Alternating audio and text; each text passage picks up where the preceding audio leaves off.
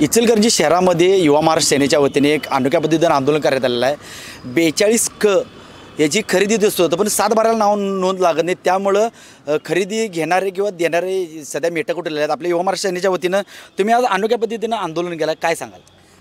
हे जर 42 क आदेश आहे आणि त्यानुसार तहसीलदारांनी त्या ठिकाणी आदेश दिला आहे, त्याच्यामुळे दस्त होतात आणि दस्त झाल्यानंतर 7/12ला ज्यावेळी एखादा सामान्य नागरिक नोंद करायला जातोय तर ती नोंद महसूल प्रशासन घेत नाही। हे दोन्ही प्रशासन महाराष्ट्र शासनाचे आहेत, एक नोंद करते आणि दुसरं 7/12ला नोंद करत नाही, त्यामुळं नागरिक अक्षरशः भिकायला लागलेत। म्हणून आम्ही पहिल्यांदा दुय्यम निबंधक जे दस्त नोंद करतात त्यांच्याकडे जाऊन भीक मागितली आणि भीक मागून हे आम्ही आज जे नागरिक भिकारी झाले त्यांच्या दस्त नोंद करण्यासाठी या ठिकाणी जी फी आहे ती भरायचा प्रयत्न करतोय आणि फी भरून सुद्धा या ठिकाणी 7/12ला नोंद होत नाही। म्हणून आम्ही 10 जूनपासून आमरण उपोषण या दारामध्ये या ठिकाणी करणार आहे, जर नाही झाली तर 8 दिवसात। काय दस्त खरेदी होतात, नोंद होत नाही, त्यामुळं काय नागरिकांच्या होतात आणि तुम्ही अनोख्या पद्धतीनं आंदोलन करण्याचं कारण काय?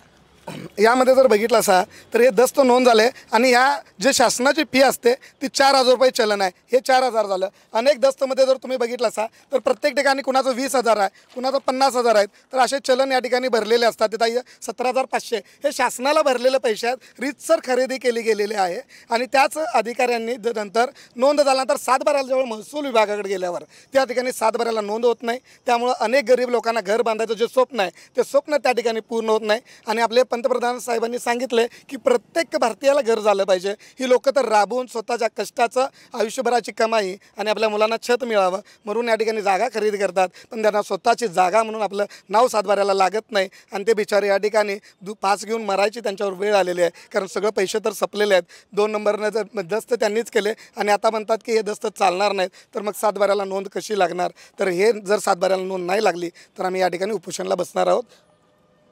आणि जर हे नोंद जर ते प्रशासनाला लावणं त्यांच्या हातात आहे, त्यांच्यासाठी हे सामान्य गोष्ट आहे, त्या अधिक कायदा त्यांचाच आहे।